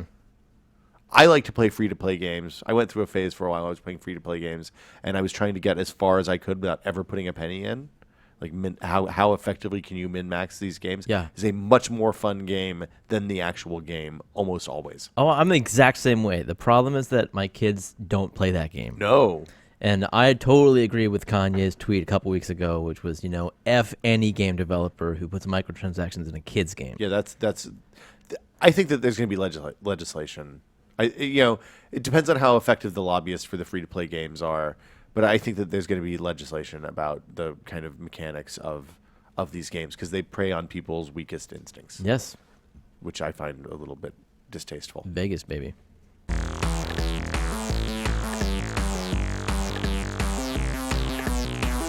You know what? I'm going to tell you the best thing about starting a new business is that I signed up for Office 365 because you got to have real Excel when you do that. Oh, God. And I know now that I have the comfort of having infinite OneDrive storage in the Yes. cloud That's behind right. me. So many spreadsheets. I can terabytes. if I want to put 3 terabytes of spreadsheets in the cloud, You could. I can do that, right? Yes. Right? I mean, if I need to put my presentations, if I need to make a 25 gigabyte PowerPoint presentation to effectively sell my company, I can do that. And I know that it's built into the cost of my Office 365 subscription, which I'm already paying for because I love business tools more than anything else now.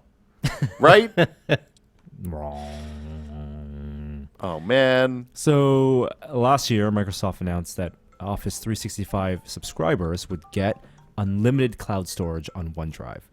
No longer, because of some outliers, so they claim, Fuckers. that use up to 75 terabytes of space. Now, they said some users, so I'm going to assume, I'll give them the benefit of the doubt and say 2 people. A handful of people, maybe just 5. because I uploaded 4 terabytes of Blu-rays to my OneDrive drive doesn't mean I'm a bad person.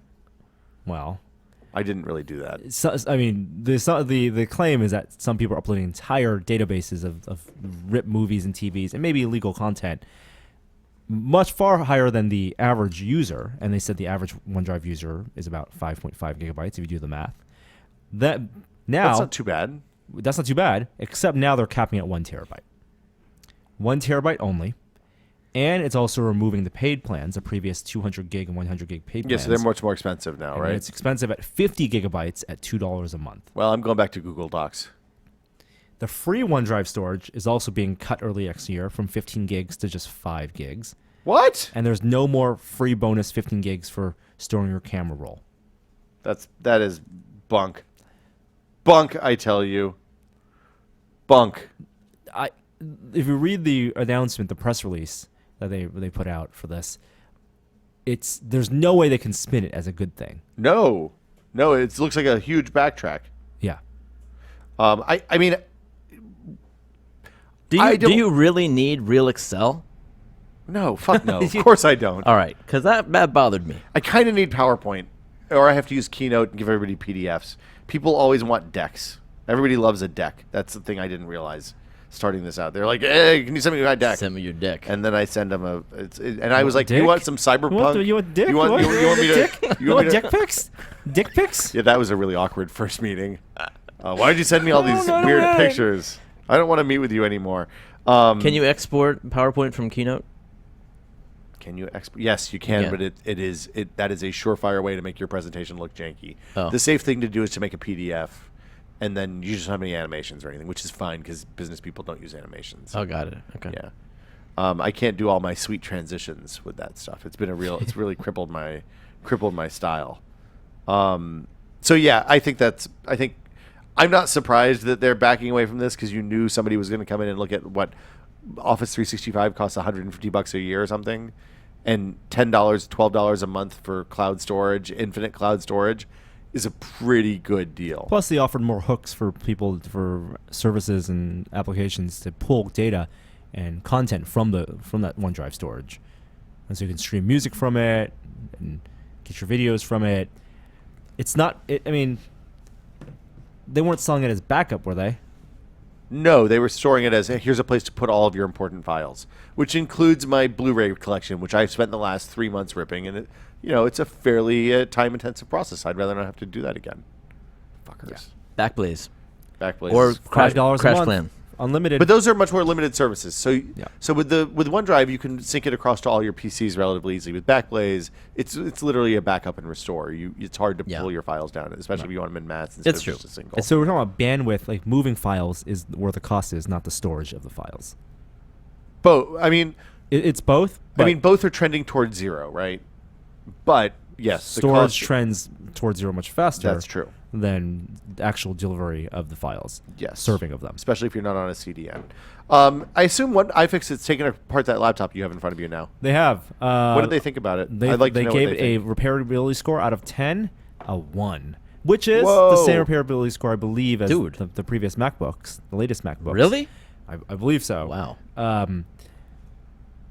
It's the way it's designed. The 12-inch MacBook, you mean, not the MacBook Air and MacBook Pro. I believe that's correct. The problem with the MacBook Air and the MacBook Pro is the batteries are glued in. The problem with the 12-inch MacBook is that there's literally nothing you can do to fix that thing except for replace the motherboard and screen, as I recall. Norm, is it time? Is it time? Do we need to do an ad read, or do we want to do the? Is it time to do the virtual reality minute? Let's do the ad read first. Hey, this week's episode of This Is Only a Test, and thank you guys for listening out there. It's also brought to you by SoftLayer, which is an IBM company. SoftLayer delivers cloud built to scale. Your business applications and computational workloads are unique, so you deserve cloud resources that meet your specific needs. SoftLayer is one of the only cloud providers that provisions dedicated servers and virtual servers, otherwise known as a public cloud, from a single seamless platform, all on demand, all connected to the same open API, all connected to the global private network, and allowing you to scale your workloads up and down and have ample space for your storage-intensive tasks. SoftLayer is an IBM company. In fact, IBM uses SoftLayer as its cloud infrastructure foundation for all its IBM cloud products and services. So even if you're not looking for infrastructure, you can benefit from SoftLayer. And all of our listeners have the opportunity to get $500 off of cloud infrastructure by visiting softlayer.com/podcast for your bare metal server needs from I believe a network of 24 data centers around the world. You can automate and control within granular API. Go ahead and visit softlayer.com/podcast. Get started with $500 off server storage, network, and security on a cloud built to scale from SoftLayer. Bare metal servers. Wah, wah, wah. What? You're not going to do the VR minute song? I don't think I even have it. Oh. And now, the VR Minute. Virtual reality. Woohoo. This week. Norman Chan, we saw something in Oculus Connect a few weeks ago, the Oculus Social Alpha for Gear VR. That was the thing with the balls, right? The ball heads. Ball heads. Freaky clown ball heads. Yeah, that clown was fucking terrifying. It's the Twitch app, right? I think they have it in Netflix too, right now. Twitch and Vimeo. Twitch and Vimeo. So that's out now. You can download it if you have a Gear VR. It's an alpha. I assume that works on everything. It's on Note Gear. 4, Note 5, Galaxy S6. If you have the Gear VR, it is in the store as the Oculus Social Alpha. And they streamlined it just a little bit in terms of the avatars you can choose. And you can access both Twitch streams, select Twitch streams, and Vimeo streams, and watch with 4 other people in a virtual living room. Can you you can't choose your own, you can't create your own ball head though. You cannot create your own ball head. And these things look like, if you think back to the 90s or maybe the late 80s, Mad Balls, I think was the name of the brand. It was basically a baseball that had a horrible, nightmarish character on it, and that's kind of what they built with this, at least starting out. You choose which one you want to be. You pick your ball. Have you tried this yet? I have not. I have not been able to download it. But if it works like we did at Oculus Connect, then Did the eyes it should be move? fun. No. There's not fake eye contact? There's a little bit. fake Spins blinking. And it cheats a little bit. Yeah. Yeah. Okay. It's not a fidelity experience. It's a being able to talk to your friends while you're watching some stuff on the internet experience. It's got the spatial audio, so that I they think sound so. like where they are. It was tough to say because we were in a really kind of loud room when we were doing the demo at Oculus Connect. I want to try it. It's a Carmack app. He said that he was in charge of it, very little management, and they released it with very little polish. So it's just kind of very raw. I mean, in a lot of ways, like if Tilt Brush is the first paint app for this platform, Yeah. right? The Mac Paint or the MS Paint, whatever the first thing you used to draw a picture with a mouse was. This is probably like the first IM or AOL chat room. yeah, AOL chat room's Yeah. probably the right answer, or IRC. It right? maxes out at 4 people. 5 people. 5 people. Yeah, One which is person's which is the host. that's a good number of people. That's an okay. Like I would be good with 5 people. They also have started posting the developer sessions videos from Oculus Connect. I went to a couple of those when I was there. I thought that they were interesting, and if you're building VR games, they are of interest to you. The thing that Carmack had a talk about building, I can't remember, shared experiences in virtual worlds, which I assume is about building this app that was quite good. Yeah, so they're doing it every week. Right now, there's Bring Adventure Time to Gear VR, Introduction to VR Filmmaking with Oculus Story Studio. That should be really interesting. Creating Art with Oculus Touch for the Medium demo. Toy Box, talking about the evolution of the Rift, shipping the hardware. That was a really interesting talk. Did you go to that? No, Or is I it followed the posted live now? blog, but Okay. it is posted. The Gunjack Gear VR game, live coding session with John Carmack is also online. Yeah. And tabletop interface for Lost Cities. So really interesting stuff. Even if you're not a developer, I'd say some of those are worth watching. Are they? They're just free for anybody to watch. They're just right? on YouTube. Yeah. Is there one on VR script? Is that the live coding thing? That could be live coding. I'm really interested in that. That's the scrunching things down to mobile talk, I think. Okay. The VR script one. Yeah. So, but yeah, that's good. You should watch that. I want to. There's a Gear VR commercial in Spanish that we watched before the show started. It was not compelling. Was the ad not compelling, or was it because it was Spanish? It was the ad itself. What they were showing, the lady putting on Gear VR and interacting, looking silly, but not really conveying what she was seeing or doing. That's hard to do. It's very hard to do. I mean, there will be undoubtedly over time VR ads, and over time more people. I hope it's gonna be more about the content and less about the playing experience, because you never had video game ads about plugging in consoles and PC game ads about setting up your graphics card. Paul Rudd would disagree with you on that. He had the SNES commercial.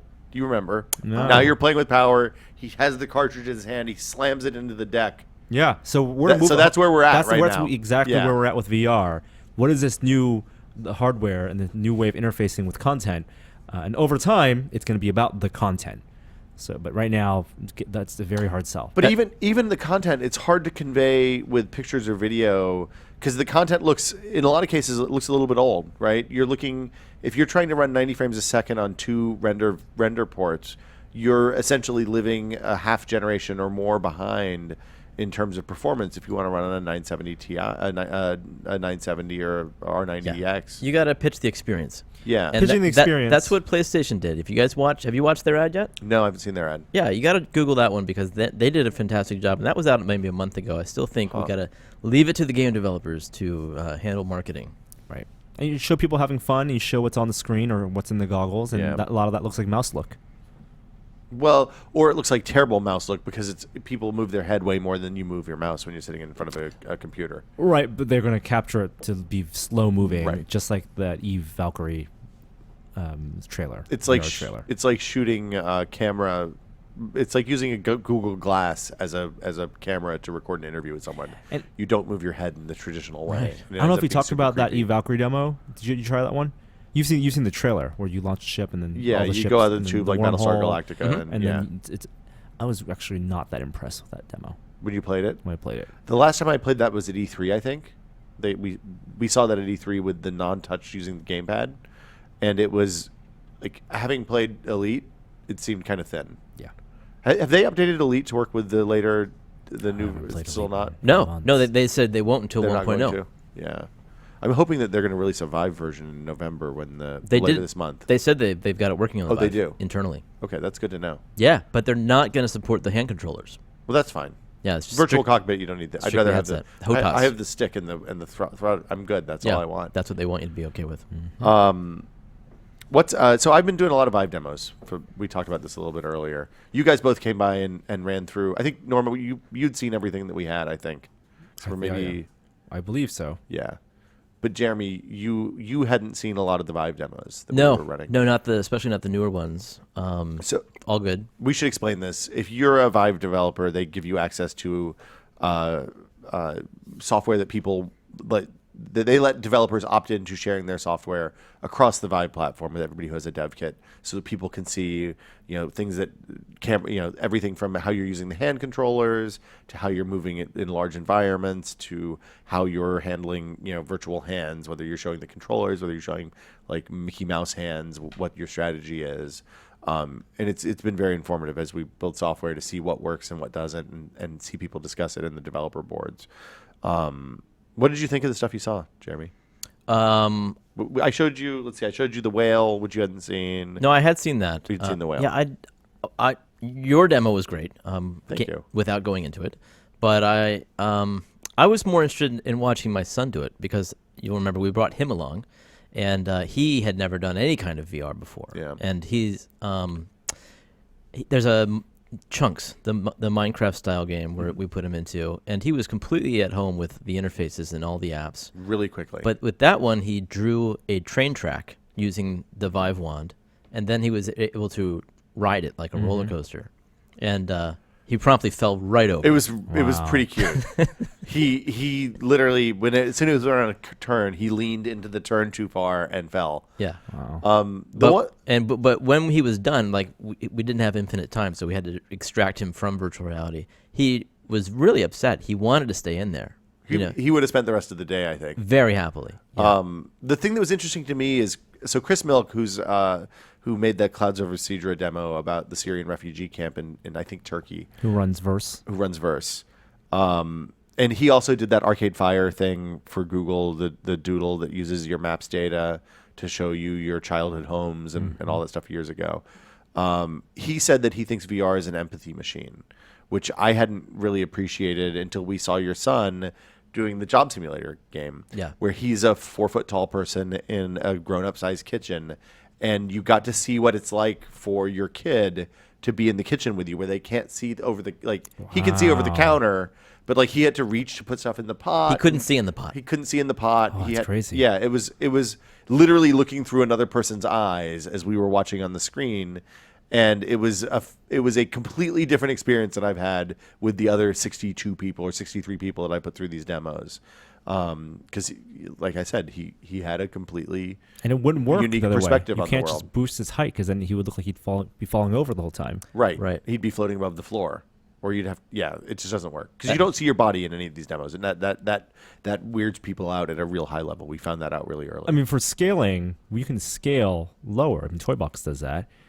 So I guess he could feel like a giant if he wanted, but it would be weird for him just to feel like a tall person. He would feel like he's levitating. Yeah. Yeah, it was. I like that idea of it being an empathy machine. I thought you meant people when you enter VR, you feel more empathetic with the characters that you share the space with. But you're saying sort of as people who watch people who are in VR. I think both are true. Yeah. Right. I think you can look through the world. You can experience things that you would never experience in the real world Through the eyes of a child. Right. Yeah. Inside the goggles, but also seeing how other people interact with that world opens a whole new door to understanding even something simple like what it's like to be 2 feet shorter than an adult. Yeah. One of the favorite things I tried was this the flight mapping game where you grab airplanes. Flight Control, I think. Flight Control, and you grab a plane, and then it's like the old iOS game. Yep. Where what was that called?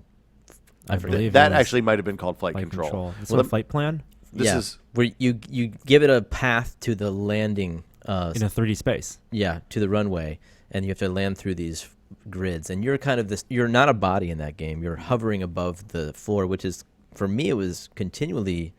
I don't know. It was uncomfortable because I kept looking down, and my body would have been cut off by the land beneath me.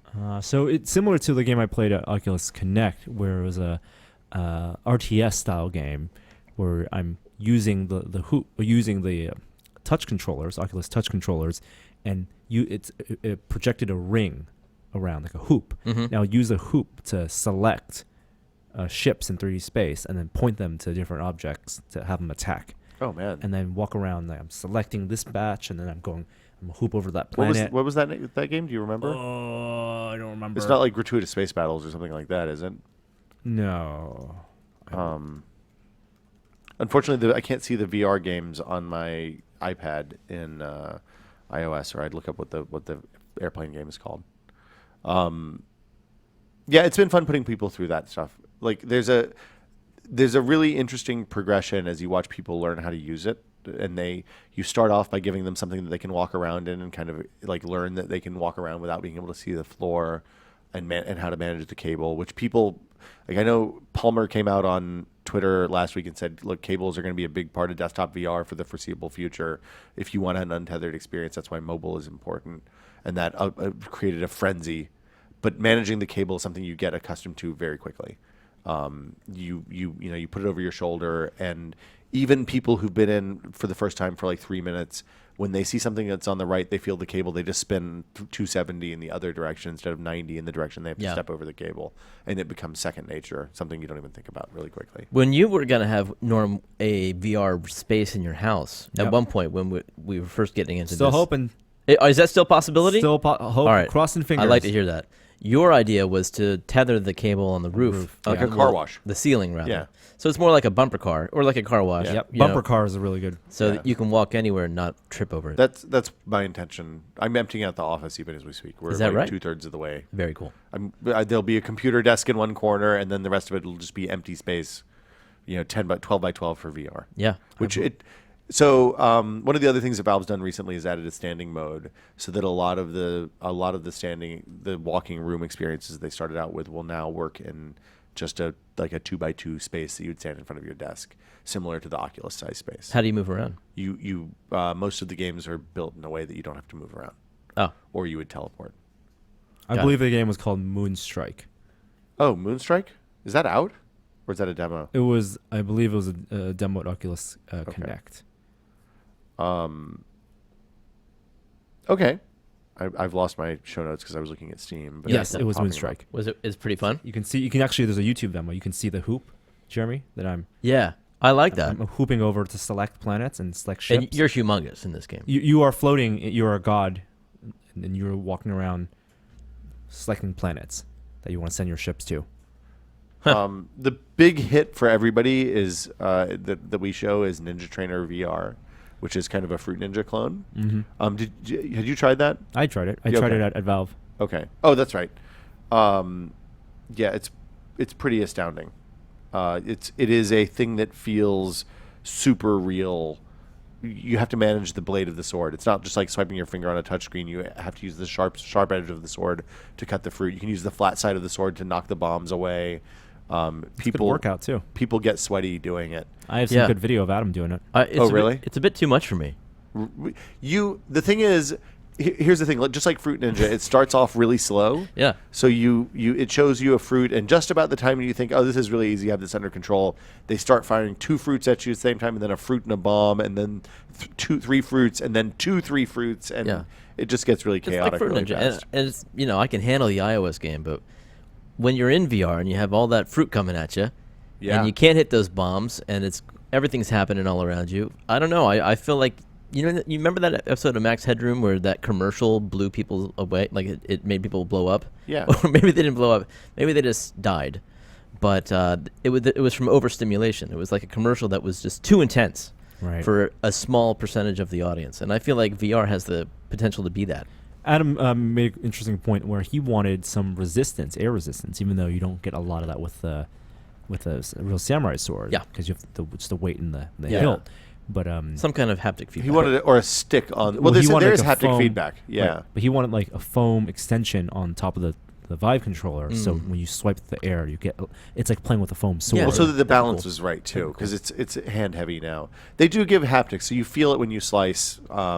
You feel it when you bump something away. You feel it when it explodes. And this is the place that I realize you don't need a lot of haptic feedback to get a big response when you're wearing the goggles. Just something. You just need the tiniest touch. The airplane landing game is called Final Approach. So, and it's by Phaserlock Interactive. It's going to come out at launch for the Vive. Anything else in the VR minute? No, I think feeling we're pretty good. I think you should play some music. I feel like that's an interstitial worthy transition.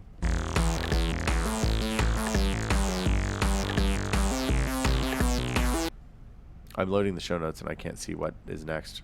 Oh, there we go. So Jeremy, Tesla. Yeah, there you go. Jeremy? I guess they had an earnings call yesterday or the day before. How are their earnings? Are they making money? That I don't know. Okay. I've sold my Tesla stock. I don't pay attention to that anymore. Probably a mistake long term. I just didn't want to hold on to it. But the apparently they are going to scale back what autopilot is capable of because of Idiots? a couple idiots. I don't want to say idiots because I would do the same thing. Okay, fine. Maybe I'm an idiot. Maybe that's the point. But basically, some people, as we discussed last week or the week before, have, tested the limits of autopilot. Is this a direct response to the people who are driving down the freeway at 80 miles an hour with their hands off the wheel? Well, and then posting YouTube videos of the car swerving into the other lane or taking an exit when it's not supposed to. You're doing two dumb things at the same time. Yeah, I mean, the rules for autopilot is that it's beta software. You must keep your hands on the wheel. This is, we're releasing this. Hopefully everybody can get on board and help us refine the software. But, people are letting the car drive itself and testing its limits, as I said. So Tesla's they haven't announced exactly what specifically they're going to do, but they're going to scale back its capabilities. One of the things I thought that was really interesting is that they've said you saw the video of the Tesla stopping when the guy makes an illegal U-turn across a road. And, Yes. Avoids a head-on That was the one collision. good video. Yes. Yeah. They said that they've seen several instances where the cars avoided a crash, or no instances where the cars caused a crash. And they're already seeing benefits of having the software in widespread deployment because they're learning. The machine is learning, which is interesting because that to me says there's a massive first mover advantage to whoever gets the most cars out on the market, and they're going to be ahead of everybody. I mean, there's limited deployments of like Cadillacs and BMWs on the lane guidance stuff, but the question I have is whether those companies were smart enough to collect data back from the machines so that they can refine the algorithms and update them. My guess is no, based on how often you update the software in your car normally. Right. Exactly. Yeah. Do they have a two-way connection? But they probably have some 4G connection on those cars. A lot of cars have cell modems, even Yeah. if they don't announce them. They just tie into a data. They have a low-level agreement with the data network that you don't pay for. Is that right? Yeah, that's how those Jeeps got hacked. Remember the Wired thing from a couple months ago? Huh. Well, Tesla's also, stood by their promise to reveal the Model 3 in a mere 5 months. Wow. That's pretty good. Yep. You So they're- pre-orders then too? No, I don't think so. I bet they don't do pre-orders on Model 3 What? because it's a mass market car. I don't know. No, I think they'll do You pre-orders. think they'll do pre-orders? They like to do signature that. edition. Are you going to edition. pre-order Model 3? I'm going to pre-order Oh, Model I 3. want to see what it looks like. I want to see what the price range is. Did you see the rumor about the Model Y, I guess? The one, No. the S with the gull wing doors? What? Yeah. No. Yeah. It's an S with gull wing doors. That's what it is. It looked like an S with gull wing doors to me. Are there photos of it? There was a photo that may have been a render. I think it's the Model Y. Yeah. Weird. We should mow through a lot of this stuff because we've got a little bit of time left.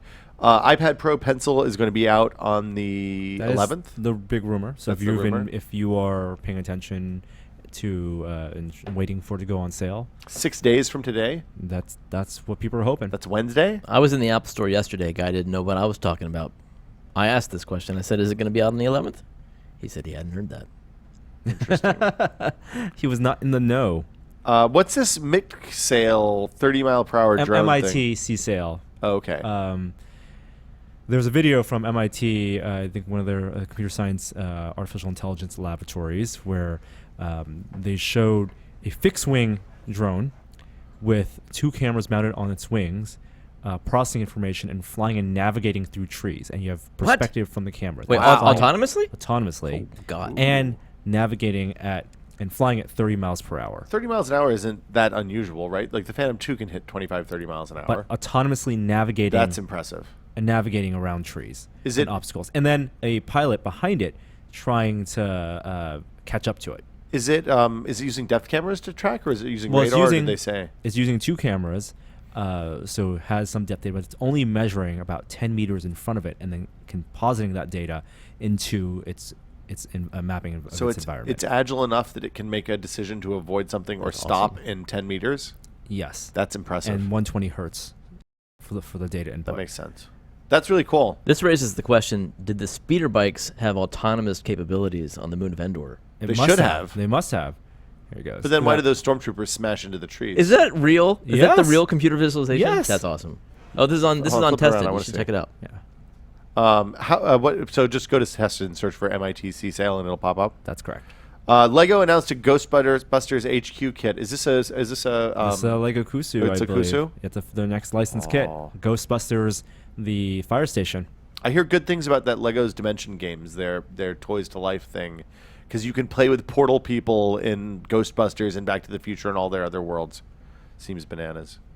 And Norm, finally, you have been rewarded I've been rewarded. by taking your long position on Bitcoin, on the Bitcoin that we drunkenly bought in Austin well, last not spring. rewarded in that it's back to its original value, but it's highest it's been in months. What was its original value? Was like 450 or something? 600. Oh, is what 600? we got it at. Oh boy. What I bought it at. I still own it. Still own the Bitcoin, but now it's above $400. That's good. Finally. So you're 2/3 of your way back to breaking even. That's right. If you'd put your money in a savings account, you would have gotten like $28 Yeah. in the last year and a Oh, half. Should we take a break and talk about what we've been testing? Sure thing. Hold on. I was I asking for- you that for a reason. Oh, okay. More interstitials, please. We need new variety. There's a thing called Podcast Fantastic where you can download interstitials. What a wonderful service. They all sound just like ones from old PC Gamer podcasts and Game Theory. There we go. I would take Inception. That's fine. Okay, I've been testing a ton of stuff for the last week or so. The new Apple TV's out. Do either of you have one yet? Yes. I don't. Mine arrives today. Yeah. Okay, so the hot takes on this thing are that the setup process is kind of a holy living nightmare. Now, explain that to me, because I thought that was remarkably easy. Okay, the part where you connect it to your Wi-Fi network, awesome. Oh, okay. Dead Good. simple, really good. So to explain that, what you do is you hold your iPhone real close to the Apple TV. Yep, It with uses Bluetooth some on. low, energy Bluetooth. Just like the BB-8. Yep. And then it says, "Do you want to send your information?" And then you do, and then that's it, and it's online. It's online, and I think it gets your Apple ID even from that. Yeah. That's it. Does it do your Wi-Fi over that too? If you haven't set up Wi-Fi yet? I don't know. I was over Ethernet. So I did Ethernet as well. But that's how it gets the Apple ID, which is really, really lovely and great. Yeah. Now, it doesn't support Bluetooth keyboards.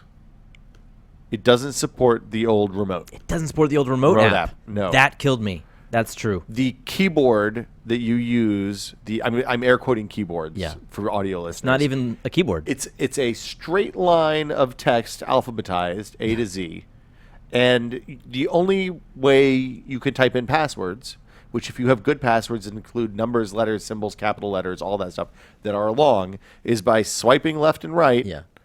Really takes fucking forever. There's not even a shift button on the remote. Like, you have to go down and put it on shift. There is a shift button on the remote. What This is is something it? they don't tell you. If you hit the play pause button, it shifts to capitalize. Oh, pro tip. Which helps a ton. You can also long press, and that'll do it. Although I found I had mixed results with that. Interesting. They don't telegraph this stuff at all. None of the apps that I used do the thing where it says go to hulu.com/activate Yeah. and type this code in, and your shit's just gonna work. You always have to type in the fucking password, and it took me maybe an hour and a half to type in like 6 passwords. I was Yeah. to say I was irate would be a fair understatement, because I did the first one. I was like, this is fucking terrible. I'm going to just go to the remote app on my phone. It'll take 5 minutes. Nope. Oh, okay. Well, worst case, I can go get a Bluetooth keyboard from my office, set that up. Also, nope. Yeah. Once I got it set up, it's really, really nice. It was a fail not getting the new remote app updated. That's got to be coming out soon. So the word I heard on Twitter is that that's like one dude's job, and it's not clear if he's still at Apple. So they may have to rebuild that thing from scratch. Okay. Oh boy. So the apps are gorgeous. Plex had a good blog post explaining their thought process behind the construction of their app, because they had basically 5 weeks to build an app. I think their app hit a couple of days after the actual launch. It's out now. It's amazing. It's the best Plex app I've used. It's free, too. It's free. It supports a lot of stuff that most of the other Plex apps don't support, like chapter labels and stuff like that. Even chapters in general. The Netflix app is nice. It's attractive. The only big omission is Amazon Instant Video, which I assume is probably never coming to the Apple TV. No, it's got. Given their holy war with each other. You think so? I don't think so. I bet it's coming. I bet the Apple wouldn't let it on there. They wouldn't bless it as a native app, but they're gonna have to let it on as an app. And Amazon would want it on there. Remember, Amazon. I know they took off pulled all the of the Apple non-Fire TV stuff. TV streaming stuff off of Yeah, their but store. they're shooting themselves in the foot if they don't put their own store onto Apple's platform. I would think so. I sent some Twitter messages to a couple of different providers. Like I was interested to see if TiVo is going to build an app for this.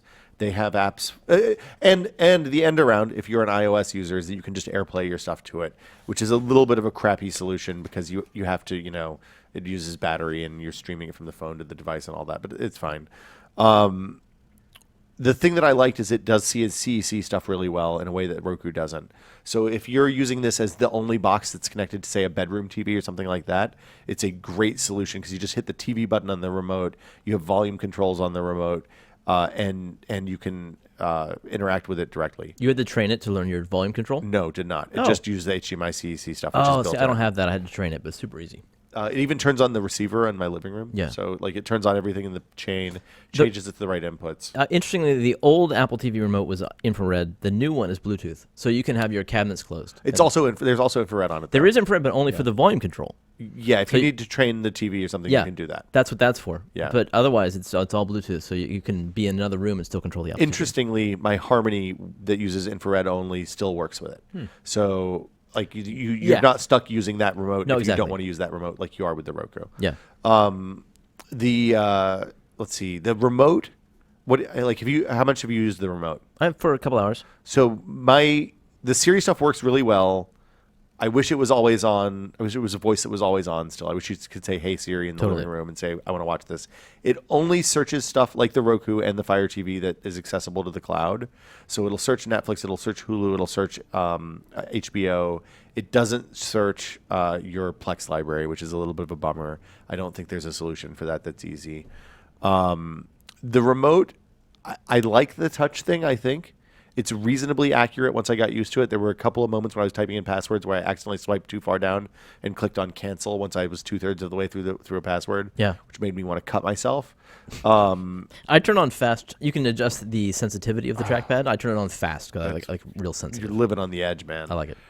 It's interesting though because they kind of solved a problem with touchpads controlling an interface on the TV, which was that you don't have any haptic feedback. You don't know how far is too far to get to the next option. Yeah. So they make all of the buttons swivel a little bit as you move your finger across it. So there is almost an analog feel to it. So you can see when you're going to switch over to the next icon. It gives you.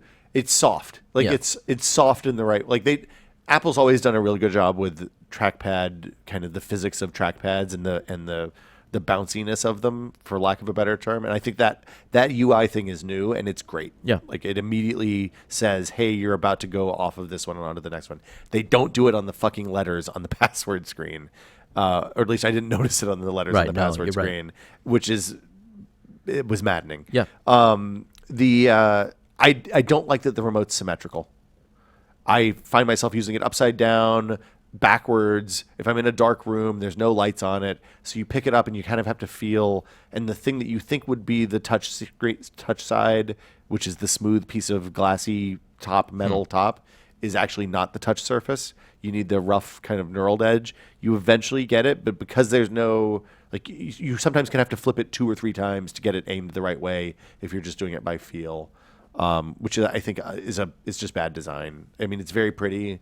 It seems like the on-screen keyboard is attractive, is not at all usable. I feel like they made some decisions that affect usability. Yeah. Versus The keyboard looks like what they had working first to get the keyboard even on the screen, and then they just never had the time to go back and make it just usable. terrible. It's a silly keyboard. I'm sure that'll change. like if the apps supported the hey, go to this URL and type in this code thing, it wouldn't matter, right? Because you would never have to use that on-screen keyboard ever. As someone who upgraded from an old Apple TV, you would hope that stuff would just be embedded and that you could type in your Apple ID and that would just be included. Yeah. All your surfaces would already be set up. Doesn't.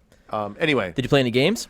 I downloaded a couple of runners, endless runners like Cannonball and Jetpack Joyride and that stuff. Those games work great. Anything that you need one button to work on and don't need any kind of controls over is fantastic. I played Geometry Wars. How did that work? It works really, really poorly on the actual remote, but this is part of the problem. It works great on the gamepad, but Apple requires every game developer to support the remote. the native remote, and so it's just a completely different experience, and it was clearly not meant to be played on the remote. I had the same problem with Hello Dave, which is a great little arcade platformer. It's a fabulous little game. It's unplayable to the point that when I tweeted about it, the developer tweeted back and apologized. He's like, we had to support the remote. Yeah. I don't know. This works with all iOS MFI controllers, right? Yeah. Made for- Yeah. I don't think I have one of those. So I didn't. I have a SteelSeries thing that's the Android version of that controller, and it wouldn't connect. Yeah. It seems like the only Bluetooth device it connects to right now is our controllers. There's nothing else out there, and the remote, I guess. It's out now. It's neat. I can't imagine playing games on it unless you buy the gamepad. Top downloads for games right now. Yeah. They're in their top list. Yeah. We have to wrap up actually. Yeah. But they're playing us other things. Steam Link's really good. Steam Link, $50, worth it. It's like absolutely. You use it on wireless, Jeremy? Yeah, but I just hooked it up to Ethernet. Wireless was okay. It was, actually 60 hertz, 1080p. Great way to play games. It's a great solution. It's AC, I think, which means that you should have really great performance. Like streaming from an Xbox One to an AC laptop is fabulous. So I can't imagine they would mess that up. I had some problems with my widescreen monitor, which was a bummer. So the 21 ultra wide monitor, or even the 1080p, the 2160 by 1600 one, both there were resolution aspect ratio problems. They know about that, and I assume that they're going to fix it, but it doesn't work right now. So be warned. The Steam controller is really weird and interesting. It works. The fact that you can play Half-Life 2 without any gamepad support is pretty cool. I played Planet Base a lot, which is a kind of strategy game, and it works really well. It works great for adventure games. Yeah. The Xbox Elite controller is absolutely unnecessary unless you are really fucking good at first-person shooters on consoles. And need to be better. Yeah. It's neat that you can change the sensitivity zones and all that stuff on the stick. Made no difference at all to me playing Halo. And how much is it? $150. Good God. Yeah. Awesome. Good money well spent. And that dongle just works. $25. The $25 dongle. I would, if you ever think you're going to want that, I would advise you to buy one or two of them, because if it's like the Xbox 360 one, it will be really fucking hard to get in like 2 years. Or this holiday season. Yeah. All right. Well, that will do it for us. That's it for me. For this episode of This is the last time Will's in that chair. Well, no, this is my chair, so I'm taking it with me. Well, last time Will's at that seat, Yes. at that table, at that part of the table. But we'll be back next week with another episode of This Is Only a Test. Thank you, Jeremy. Thank you, Will. Thanks, guys. Thank you, Will. Maybe we'll get Gary on one day. Who knows? He's busy. He's got work to do. I don't think he's interested. Yeah. And he doesn't and love us anymore. this week's outro brought to you by Ad Hoc. Until then, we'll see you next time. Bye. Hi there. I didn't see you.